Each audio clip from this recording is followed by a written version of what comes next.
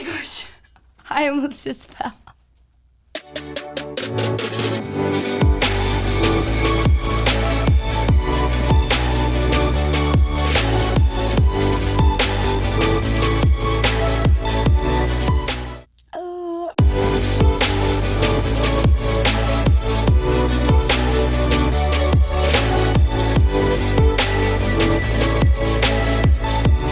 What is up, everybody? Welcome to episode 4 of What's Bae Say with your host, Bae, me. Hello, I'm so nice to meet you over the screen or the mic. If you're tuning in for the first time, so happy you're here. If you're tuning in for the 4th time, so happy you're here. I'm so excited for today's episode. Today will be my first solo episode where I will be answering questions that people sent in and trying to give you guys some insight and use whatever I have in my life to help someone else. So we're going to just go ahead and get started. Some fun, easy questions at the beginning. Favorite color, blue and yellow, because blue, ocean, yellow, smiley face. If I were an animal, what would I be? I've thought long and hard about this one. I would either be a golden retriever because they're fun, playful, energetic, or I would be a dolphin because dolphins are just amazing creatures and they're so intelligent and they just literally swim all day and sharks are scared of them. So that's cool. And then the last kind of easy question before I get into the first one is my favorite communicators or preachers right now, which would be Alex Sealy, Don Sheree Wilkerson, and always Pastor Jensen Franklin. So they are all amazing. I always say none of them miss. Like, none of their messages ever just flop. They're always on 10, ready to go. So, yeah. So the way that this is going to work, like I said, is I will just throw out a topic/question, and then I'm going to be answering it and kind of doing my thought process here with you guys. So the first question, by a landslide, that people wanted to hear me talk about is pep talks and how to stay positive all the time.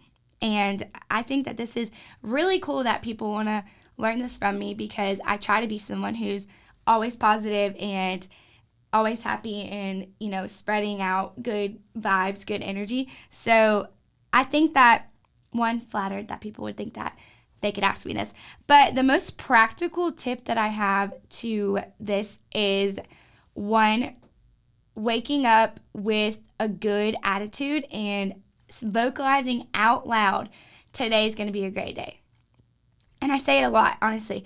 Whether I'm getting ready or in the car driving, I'm like, today's going to be a great day. Today's going to be awesome. I'm going to get a lot done. I'm going to have a lot of fun. I'm going to love on people. And I just kind of legitimately pep talk myself. So imagine if you had a friend there who was feeling down and you wanted them to have a good day. Whatever you would say to them, just say it to yourself. It's kind of awkward the first couple times, but then you'll get more comfortable with it. But yeah, I basically just start off my morning by saying, today's going to be awesome, and I'm going to make the most of every moment.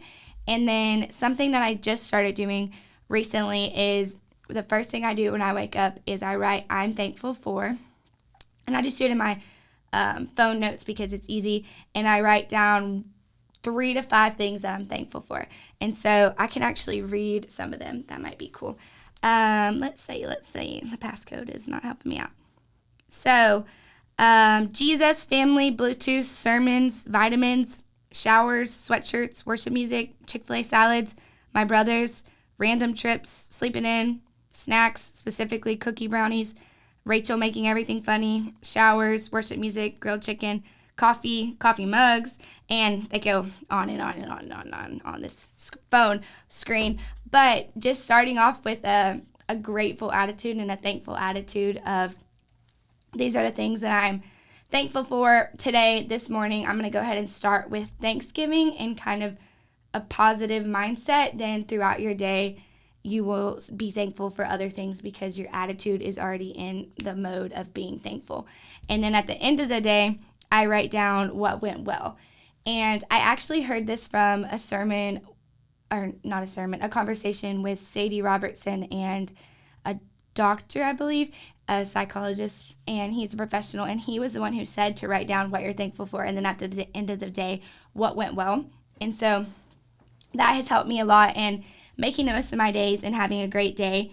And then the second half of this is how to stay positive in hard times. And I think it's really funny when people see me sad for the first time. Not that it's funny that I'm sad, but it's funny when they see me sad because for some reason they think that I'm just immune to sadness. Or the first time I get really mad, they'll always say, my friends always say, oh my gosh, I've never seen you mad. I don't know what to do. But I just think it's funny because no one is immune to sadness, whether some people cover it up better or some people experience it more often. No one is just cut out from the sadness thing. And so how to stay positive in hard times when I'm super sad, whether it's I get frustrated and then I get in my feels, or someone I know sick and it's really weighing me down. Whatever it is, whenever I'm sad, I try to name the things around me that I know are good and that I know are true. And so if I'm really sad, or anxiety, if I have really bad anxiety, I will legitimately sit in a chair and I will say, okay, this chair's real. This table's real. My body's real. My family's real. My friends are real. The sky's real. And I'll kind of just start naming this stuff that is real to me and that I know is true, because what happens is when you're sad, you let your brain go off on a tangent of all the bad things that can happen, or, what if this happens? What if that happens? Or what if this stays forever? And your brain's lying to you when it does that. It's going off on a negative tangent. So what I try to do is refocus myself and say, okay, I know that this situation in front of me, my family member being sick, is scary and it is hard, and I'm not neglecting the fact that I feel sad, but I'm not going to let my brain go off to the right or the left and confuse me and kind of beat me up in a sense. I'm going to look around me, see what's real, see what's true, and hope for the best in this outcome. And so you address your feelings always. You're not, don't push those down. Address them, vocalize them, or write them down, or share with a friend. But when you're sad, or when you're mad, or you're anxious, definitely looking around and seeing what's real and what you know is real will help you kind of focus in. And I wrote down that grateful people are the happiest people. And so just taking a moment to realize, okay, yeah, there's something bad, but my life has also had a lot of good. And that might help you kind of cheer up. And then practically speaking, just get around friends. If you're feeling sad and you're feeling overwhelmed, or you're feeling mad, or something is unfair and it's rubbing you the wrong way, get around good people who remind you how good your life is. And get around people who are going to encourage you and have fun and get you out of that funk. And a lot of the times, people will get sad and they'll isolate themselves, or they'll have a pity party and then they wonder why they stay sad. And it's because you didn't actually allow yourself to get out there and experience any other emotion than sadness. So when you're sad, recognize those feelings, but then try to overcome them with good feelings. So get around family, get around friends, watch a show that you love, go get a dessert that you love, treat yourself to something, and try to switch the language. Like, can we switch the language? That's what we try to do. So that's kind of my pep talk. Starts in the morning. Grateful people are the happiest people. That one went a little bit longer, but sometimes it happens. And then the next thing that people wanted me to talk about was self-love. And this kind of goes with being positive in a sense, but it's definitely taken me a long time to fully love every part of myself. I think that there was times where I was loving myself better and I was loving myself worse, or not at all. And I don't know. I think this one is kind of a hard question because I do love myself and I am confident in myself, but I'm still growing in loving myself. I haven't reached the highest point on the mountain of I've conquered self-love, and I never have a bad day. I think that loving yourself is waking up and choosing to put your best foot forward. And self-love is not just for girls. It is for everyone. It is for guys. It is for young people. It is for old people. It is for married people, single people, everyone. You should love yourself. You should love who God created you to be. And you should love the life that you're living and create a life that you love. And so I think that I wake up and I say, okay, I'm going to put my best foot forward today. And if the world is kind to me, then great. And if the world comes against me, then I'm going to try again tomorrow. And I don't know. I just I used to let everything get to me. And nowadays I kind of just brush things off. And I don't brush them off in an insensitive way that I don't value people's opinions, but I will not let their opinion attach to me. So if someone says something that either aggravates me or makes me question things, I'll take their opinion, but I'm going to put it in a purse. I'm not going to attach it to me and let it stick to me all day and get in my head and, be what I believe. And so that's a part of self-love, is not letting anything that anyone says, even a loved one, because when a loved one says something to you, you think that it has to be true because they love you. So why would they lie to you? But sometimes your loved ones, like all of us, can make mistakes, and they can say something that they don't mean, or they can say something and they cannot realize the depth of what they just said or the hurt that it caused. So don't let anyone's opinion or words attached to you that you don't choose to keep attached to you. You can choose which ones are going to stick and which ones are going to not. And shake things off, and don't let one bad moment — this is huge key to self-love and making the most of your life — do not let one bad minute or a couple minutes ruin your whole entire day. Let me say that again.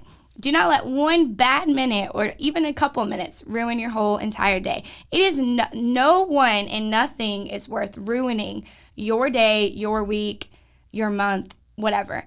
Let that moment be what it is, which was a crappy moment, and then turn the page on it and get to a place of peace and a place of contentment. You don't even have to go, I'm really sad, to I'm super excited, but don't just sit in that all day. Don't let it ruin your day.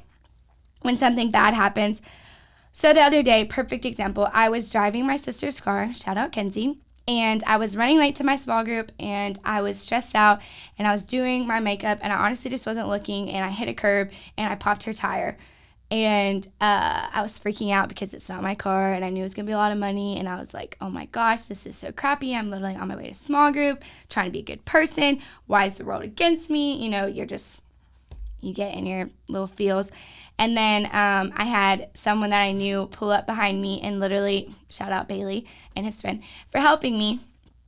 And they got out and helped me. It was so easy, so quick, and I still made it to small group. And I had an amazing small group, and then I got to go home and be with my family and hang out with them. And the whole day wasn't ruined. I could have let something like a tire popping, which is a paycheck, let me tell you, tires are expensive, ruin my whole day, but I had to decide that that one moment wasn't worth the whole day. So that is a great advice for people who are trying to love yourself, and also realizing that everyone has things that they want to fix about themselves.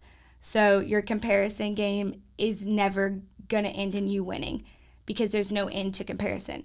It will just keep going and keep going and keep going. When you think you've beat one person, then you have another person coming up. And so the best thing to do about the comparison game is quit and not be a part of it at all. So it's easier said than done, but if you need to take a break from social media, do it. If you need to spend some time alone, do it. If you need to go natural for a couple of days because you think that you're relying too much on the way that you look and not so much the person you're on the inside, then go natural a couple of days. If you have a sweater that you love but your friend said is ugly, wear that dang sweater. Whatever it is, if you're a guy and you're working out but you're insecure because you're small, go to the gym. Don't let anyone else control your life. You're in charge of your life, and you're the person who has to go home at the end of the night and lay in bed. So be proud of the decisions you're making, and when you make a mistake, own up to it. When you have a bad moment, own up to it, and then keep going, and just love yourself. And remind yourself that you're human, and talk yourself up. When I'm mad or I'm sad, I'll say, Bailey, today you're going to have a good day. Or if I'm about to go into work and maybe I'm tired, I will say, you're going to love people well today. And if I don't like the way I look, I will do something silly like make a TikTok or put on a song I love and dance around and really hype myself up. So you can hype yourself up. Go for it. And reach out to a friend if you need them. But anyways, I'm going long on my questions. Sorry. That's pep talks, self-love. Next question, living for Jesus in my age, so at a young age, and then also working at a church. So living for Jesus at a young age is definitely harder, I would say, than when you're older and you're established in your career and you're established in your marriage. I don't think it's ever easy, but I do think the age I'm at right now is kind of funny because some people are in college, some people are married. It's just really different, and so it's hard to just like cap it off of this is the blueprint to live your life for Jesus at your age. But what I will say is that as you're growing in age, you should grow in wisdom. And as you're growing in age, you should grow in more of who you are. And if you're a Christian and if Jesus is your Lord and your Savior, you should also be growing in likeness of Him. And so when I was 10 and I was saved, I acted like a 10-year-old and I had the faith of a 10-year-old. Now that I'm almost 23 and I'm saved, I'm going to act like a 22-year-old in the faith, but I'm also more mature to handle 22, 23-year-old problems. So growing is what I would say. That's how I live my life for Jesus. I don't stop reading. I don't stop praying. Even though I work at a church, I still go home and rely on God just as much as I did before. And I surround myself with like-minded people. I have conversations. I ask questions. And I kind of just made a decision. I don't know. If you make a decision and you're passionate about it and you make it for yourself, then you're going to do your best to stick to it. And I made the decision a long time ago that I was going to be a Christ follower and I was going to try to be a light for people to find Him. And so now I just walk out my decision. I don't know if that's a great answer. And no one's around me to validate it. But that's what I would say. And then working at a church is incredible. It is so fun. I was talking to one of my friends today, shout out Hannah, and I was saying that it is so cool to me that I get paid to do something I love, that I am absolutely just in love with, that I think is amazing and gives me so much joy and so much peace and fulfills me. And so I love working at a church. If you feel called to work at a church and maybe part of you feels unqualified or you don't know what steps to go about it, I would say to you to absolutely keep praying about it and look into going to ministry school or a discipleship class and just look at resources around you and kind of see which one fits your vibe and look into it. Because if you're called and you're really called and you're supposed to be there, when you get there, you will feel this overwhelming joy that only comes from doing the work of God. And if you're saying, I'm a Christian, but I feel called to another area, that doesn't make you less than. It's not a competition. It's not who's better than or who's more holy. Wherever you are, that can be your field of ministry. But if you feel called to work in a church, I'm telling you, as someone who works in a church that's healthy, make sure that it's a healthy church, one, and that your visions are in line with the church. But absolutely pray about it and dip your toe in the water and just see how good God is and how good working in a church is. And if He wants you to be there, He'll open that door. If He doesn't want you to be there, He'll close that door, and just get in it and go full force into it because it is amazing. The next question is the best and worst relationship advice / what to look for in relationships. So the worst relationship advice I was given is once someone told me that you should test drive all the cars before you buy them. And I didn't really know what that meant when I was in 7th grade, but she was saying, kiss and whatever with people before you date them. And I kind of think the opposite of that. So obviously that wasn't great advice for me. And then the best relationship advice. A couple things. One, my mom has always told me date someone who you have fun at the grocery store with and fun in the small moments with, because that's what your life is mostly made up of. And so that is great advice. I want to be with somebody who I think is fun no matter where we are, and that they want to make their life an adventure.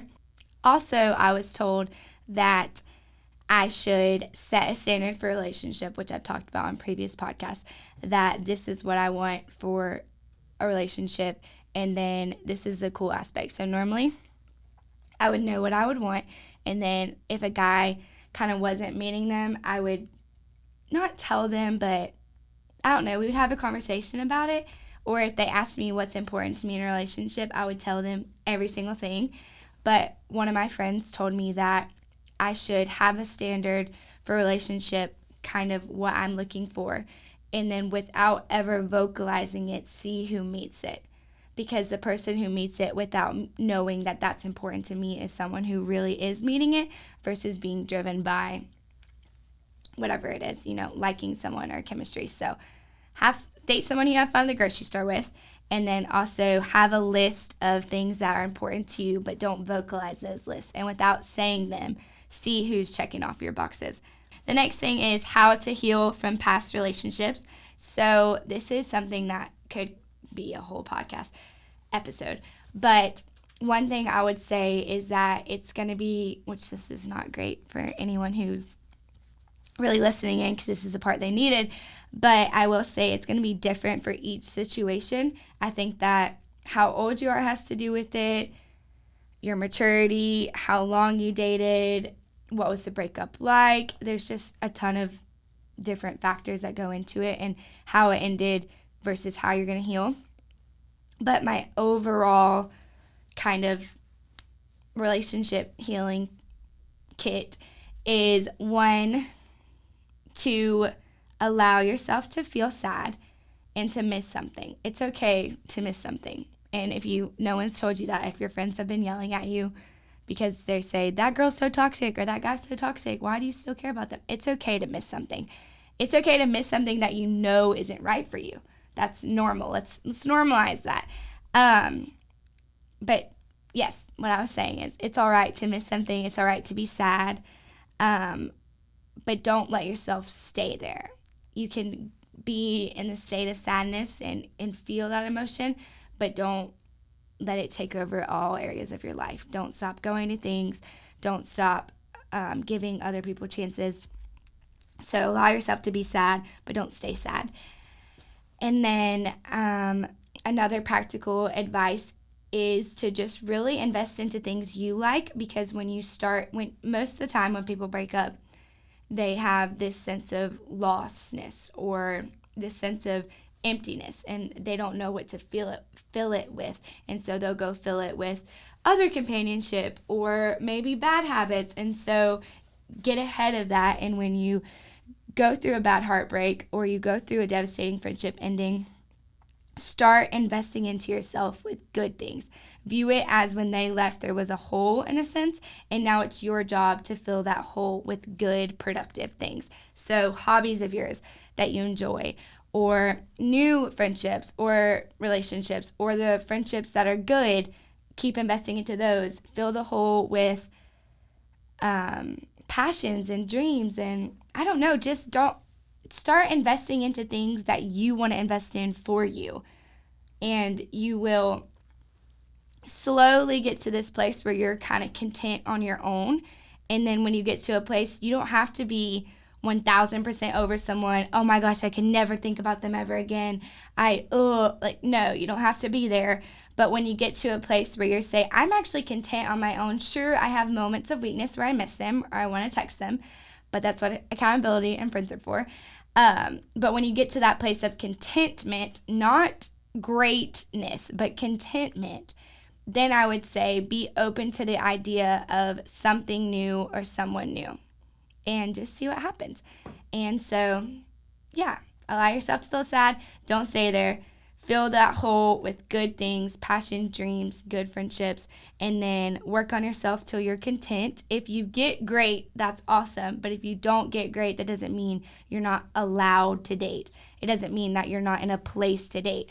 One of the saddest things that happen is someone goes through a really bad heartbreak and then they allow themselves to feel sorry for themselves for so long that they push away good things. And it's almost as if they're praying for good things and they're asking for a new relationship, but they're not actually open and seeing what's right in front of them. So when you get to that place where you say, all right, maybe I'm not incredible, but I'm doing good. I'm happy. I haven't smiled this big in a while. Be open to see what can happen. So that is that. How to heal, how to put a Band-Aid on your heartache.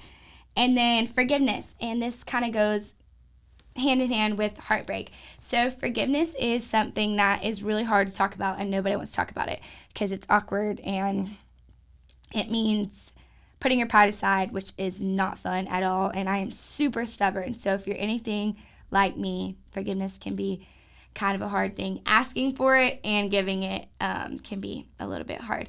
So forgiveness is more for you than it is for the other person. And I know everyone says that, but it actually is so true. There is a actual weight that will come off your chest when you forgive someone who hurt you deeply, who you've been holding on to unforgiveness for. There is a legitimate pressure that you will now feel off of you. That is such relief because you took it off of you. You said, I don't want to deal with this anymore, and I'm going to be mature. I'm going to be the bigger person. And when you do that, you're going to feel a million times better. But when it comes to forgiving people who hurt you really bad, there is it's messy sometimes. I mean, I feel as if I've had to forgive some people multiple times. I mean, I would forgive them, but then I would catch myself kind of talking bad about them or thinking negatively of them. And so I would have to say, oh crap, I forgive that person and I want to forgive them and I want to see them in a new aspect. And so that is definitely, forgiveness won't always be just a one-time thing. I wish it was. That would be awesome. But it isn't. Sometimes it's going to have to happen over and over again, especially the deeper the wound, probably the more times you'll have to forgive them.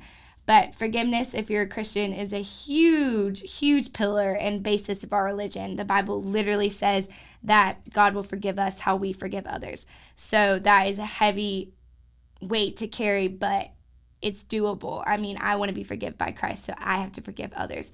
And if Jesus could forgive people on the cross, then I can forgive so-and-so in 4th grade saying that my skirt was dumb. You know, we have to put ourselves in a position where we're saying, okay, I know that this unforgiveness is not bringing any good on my life, and so maybe I'm going to try forgiving them and just see what happens. And forgiveness doesn't have to mean that you become best friends with somebody or that if you're broken up, you get back together. Forgiveness can look like, I forgive you for everything that you did wrong. I hope you forgive me for everything I did wrong. And I want to move forward with our lives. I want to turn the page on this. But that does not mean I want to be back to where we were. It just means that I forgive you and I wish well upon you and that we're civil. And there, a lot of the times I hear young girls who will say, oh, I love him and so I forgive him no matter what. And in a sense, that is really sweet and admirable, but sometimes, especially before you're married, some stuff doesn't need to be reestablished. You can forgive them, sure, absolutely, but forgiveness doesn't always need, oh, we're getting back together because I forgive them. That's not always the case. Sometimes it is. Sometimes God reconciles stuff and restores it and brings it back together, but sometimes he just wants you to forgive them for your own mental state and for your own spiritual state, and then you can turn the page and go see what's in the next chapter. So have healthy boundaries, and if you know that something hurt you so deep and you're not looking to get back in that friendship or relationship, have healthy boundaries. And when you get in your head about the situation, just forgive them again and remind yourself of why you forgive them. And if you catch yourself talking bad about them, apologize in your head and just kind of stay on top of it and write it down if you need to. I think it's really helpful to me. Anyone that I had necessarily a really hard time with or we had a big falling out, I would apologize to them verbally, but then I also would write a letter to them. And I didn't ever give them the letter, but I wrote it to them and I wrote out exactly what happened, exactly how it made me feel, and it was freeing. So forgiveness. Super fun to talk about. Love it. The room is like deep and it's just me. But it's important. It's essential. So the next question is how to be a light wherever you are. So at whatever stage of life you're at right now, how you can be a light, how you can be a positive impact. Wherever you are, be present. It's easy to go places and to show up and say, oh, I was there, or I want to change the world, but it's like you're in a world right now that you can actually start changing little by little as a domino effect. And so if you want to start being a light where you are, be present in the present. So if you're at school, be at school and see how you can be a light at school. If you're at the grocery store, be at the grocery store. See how you can be a light at the grocery store. Look to help, look to serve, look to love. I always tell the girls in my small group, look for a pocket of sunshine. If you're having a hard time figuring out kind of what your role is in the world or what your purpose is in the world, then every single day, look for a moment that felt like sunshine or a happy moment. Either you saw an old couple kiss and it was so cute, or not weirdly kiss, but sweet kiss. Or you saw a rainbow, or you saw a cute dog. Maybe you saw someone drop something and then someone told them they dropped it. I don't know, just look for joy in those moments and look for small moments of sunshine, and then you'll start to notice the light, and then noticing the light is the first step in becoming the light. So when you start to notice good things, then now you can replicate good things. So how to be a light where you are, be present where you are, look for opportunities to love, look to serve, and then see where you see goodness and then replicate it and let it be a domino effect. So, and also there's so many great organizations and stuff where you can serve people and get involved. So look up orphanages around you, charities around you, and do your part, because we cannot change the world, but we can change our little world and all bring some kindness and positivity. So that is that. And the next question, I'm almost done. Thank you guys for still being here. The next question is healthy friendships / accountability. And I'm so passionate about this, that you need the right people in your corner. Jesus, like I said, if you're a Christian, this goes to you. Jesus had the right people in his corner. And if he needed people around him to support him and to be with him, then who are we to think that we don't need people around us? So when it comes to friendships, look for friends who are genuine, who are real, and they don't change depending upon the environment. So if they're one way at a restaurant and then they're different at home, or they're different at a party and they're always kind of shape shifting is what I call it, then maybe that's more of an acquaintance and less of a friend, because I want to be friends with someone who's genuine and who really knows who they are, because people who know who they are seem to be more understanding of others knowing who they are, if that makes sense. So look for people who are consistent and genuine, and then also people who want to see you win. I've heard girls, especially when I was younger, who would be best friends with girls, and they would be talking so bad about them, and they'd say, oh, so-and-so's running for homecoming queen, like she's never gonna win. And I'd be thinking, isn't that your girl? Isn't that your friend? Or guys who would be best friends, quote unquote, but then when one of their girlfriends broke up with them, then the other one was with their girlfriend, and it was just confusing to me. And obviously I've had my faults in friendship, and I'm not saying I'm perfect, but I'm saying that friendships are important, and friendship stinks. It sucks. It hurts so bad. And so if I can prevent myself from causing anyone friendship hurt and also prevent myself from feeling friendship hurt, I'm going to do that. Well, how do you do that? Assess the friend that you are to people, and then assess how your friends are to you, and see who's worth getting to know more and keeping close to you. See who's more of a civil, and I don't think you necessarily should go through and rank these people and let them know you're more civil, you're more whatever. But in your head and in your heart, know the boundaries with each person and know who is a ride or die, who is not. And it's okay to have just one, two, a couple ride or die friends, and then the rest just be fun to hang out with.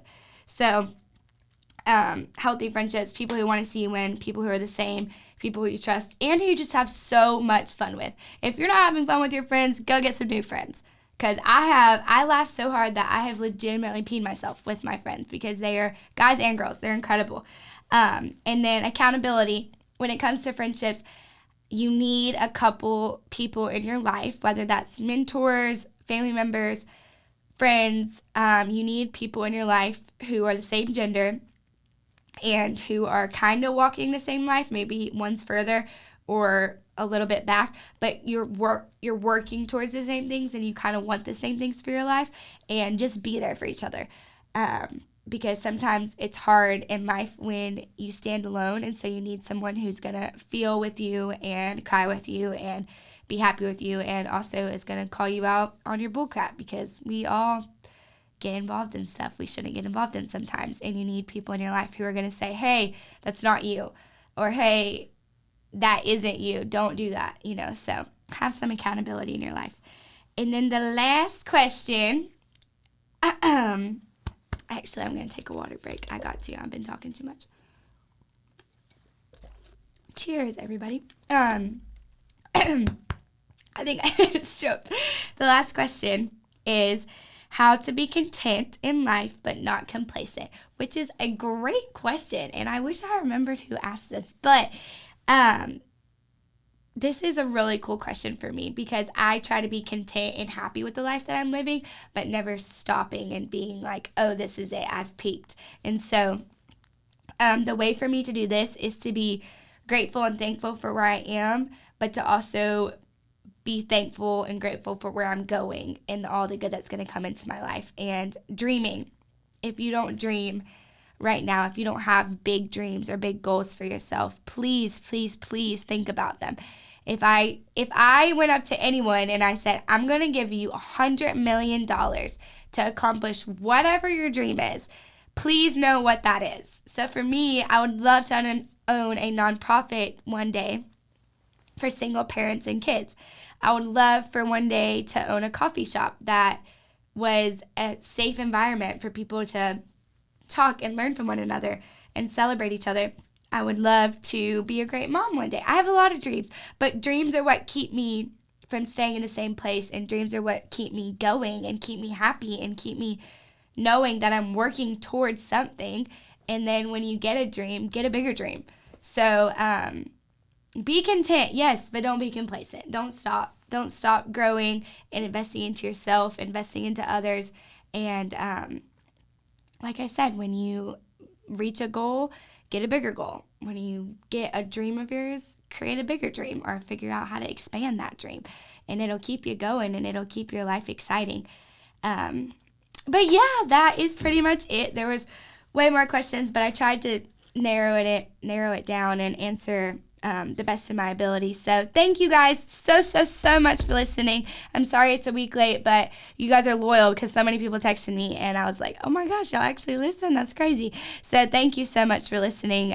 If this was your first time, I'm Bailey. It's so happy to meet you over this. I'm honored that you took the time to listen. And as always, remember, guys, that you are loved and you're special. Don't take yourself too seriously. Make this week amazing. Have so much fun. I hope that you got something out of this video. Take what you want, leave what you want, and remember to always find the good in things, and if there is none, become the good in things. I love y'all so much. Peace.